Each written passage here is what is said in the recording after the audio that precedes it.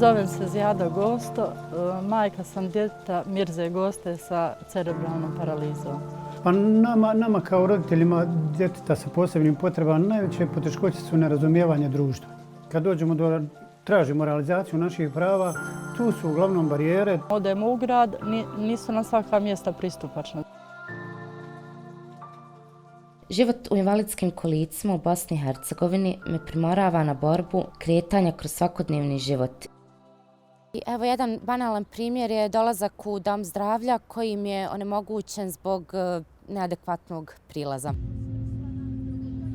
Prinuđena sam da se prilagođavam. Cijeli moj život u kolicima je prilagođavanje.